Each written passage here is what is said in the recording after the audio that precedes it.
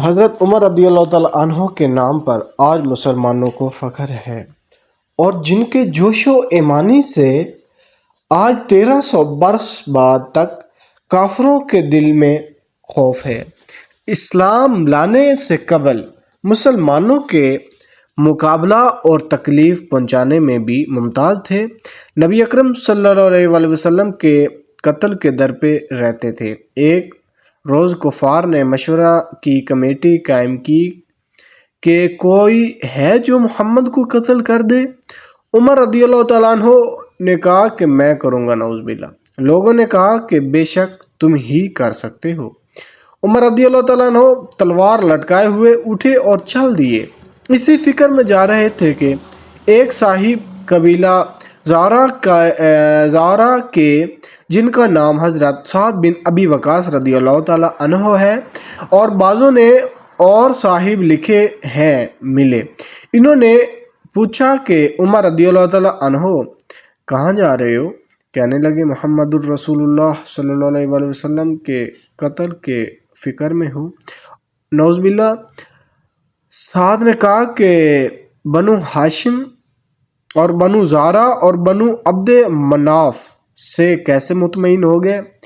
وہ تم کو بدلہ میں قتل کر دیں گے۔ اس جواب پر بگڑ گئے اور کہنے لگے کہ معلوم ہوتا ہے تو بھی بے دین یعنی مسلمان ہو گیا، لا پہلے تجھے کو ہی نمٹا دوں۔ یہ کہہ کر تلوار سونت لی اور حضرت سعد بن ابی وقاص رضی اللہ تعالیٰ عنہ نے بھی یہ کہہ کر ہاں میں مسلمان ہو گیا ہوں تلوار سنبھالی۔ دونوں طرف سے تلوار چلنے کو تھی کہ حضرت سعد رضی اللہ تعالیٰ عنہ نے کہا کہ پہلے اپنے گھر کی تو خبر لے، تیری بہن اور بہنوئی دونوں مسلمان ہو چکے ہیں۔ یہ سننا تھا کہ غصے سے بھر گئے اور سیدھے بہن کے گھر گئے۔ وہاں حضرت خباب رضی اللہ تعالیٰ عنہ کواڑ بند کیے ہوئے ان دونوں میاں بیوی کو قرآن شریف پڑھا رہے تھے۔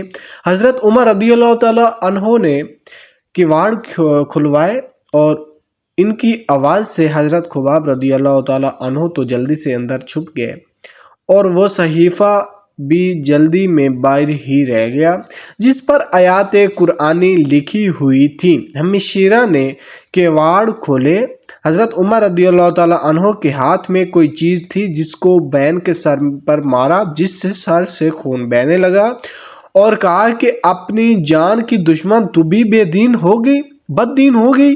اس کے بعد گھر میں آئے اور پوچھا کہ کیا کر رہے تھے اور یہ آواز کس کی تھی؟ بہنوئی نے کہا کہ بات چیت کر رہے تھے۔ کہنے لگے کیا تم نے اپنے دین کو چھوڑ کر دوسرا دین اختیار کر لیا؟ بہنوئی نے کہا کہ اگر دوسرا دین حق ہو تب یہ سننا تھا کہ ان کی داڑھی پکڑ کر کھینچی اور بے تحاشا ٹوٹ پڑے اور زمین پر گرا کر خوب مارا۔ بہن نے چھڑانے کی کوشش کی تو ان کے منہ پر ایک تماچا اس زور سے مارا کہ خون نکل آیا۔ وہ بھی آخر عمر ہی کی بہن تھی۔ کہنے لگی کہ عمر، ہم کو اس وجہ سے مارا جاتا ہے کہ ہم مسلمان ہو گئے۔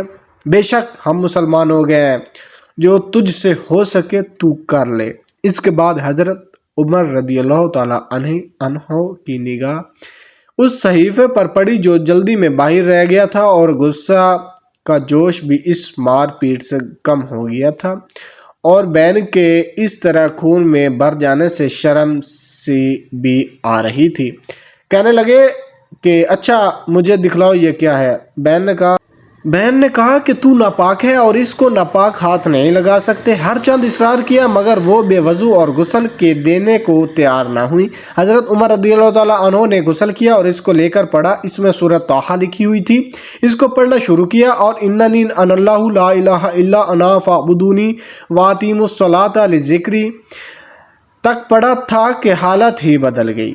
کہنے لگے کہ اچھا مجھے بھی محمد صلی اللہ علیہ وآلہ وسلم کی خدمت میں لے چلو۔ یہ الفاظ سن کر حضرت خباب رضی اللہ تعالیٰ عنہ اندر سے نکلے اور کہا کہ اے عمر رضی اللہ تعالیٰ عنہ، تمہیں خوشخبری دیتا ہوں کہ کل شنبہ میں حضور اقدس صلی اللہ علیہ وآلہ وسلم نے دعا مانگی تھی کہ یا اللہ عمر رضی اللہ تعالیٰ عنہ اور ابو جہل میں جو تجھے زیادہ پسند ہو اس سے اسلام کو قبول قوت عطا فرما۔ یہ دونوں قوت میں مشہور تھے۔ معلوم ہوتا ہے کہ حضور صلی اللہ علیہ وسلم کی دعا تمہارے حق میں قبول ہو گئی۔ اس کے بعد حضور صلی اللہ علیہ وسلم کی خدمت میں حاضر ہوئے اور جمعہ کی صبح کو مسلمان ہوئے۔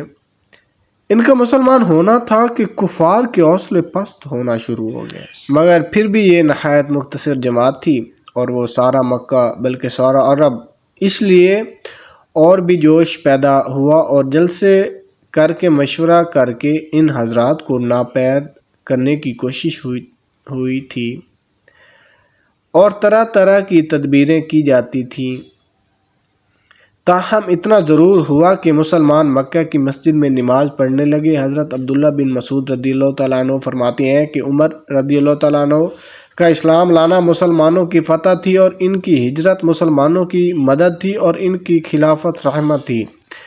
حضرت عمر رضی اللہ تعالیٰ عنہ کا اسلام قبول کرنے سے حضرت عمر رضی اللہ تعالیٰ عنہ نے کہا کہ کون ہے اب ہم کو جو نماز پڑھنے سے روکے گا۔ حضرت عمر رضی اللہ تعالیٰ عنہ کی دہشت سے جو کفار کا جذبہ جوش اور جو لگن تھی کہ ہم رسول اللہ صلی اللہ علیہ وسلم کو اس دنیا میں یہاں پہ اسلام پھیلنے کی اجازت نہیں دیں گے، وہ پست ہوا۔ حضرت عمر رضی اللہ تعالیٰ عنہ کی بہادری اور دلیری کے نام روشن ہیں۔ انہوں نے اپنی زندگی میں ایسے کام کیے کہ حضور کے غلام بن کر دکھایا۔ حضور اکرم صلی اللہ علیہ وسلم نے بھی اپنے صحابی اور ساتھی حضرت عمر فاروق رضی اللہ تعالیٰ عنہ کو بھی اپنا پکا سچا امتی مانا۔ اللہ پاک سبھی کو سلامت رکھے۔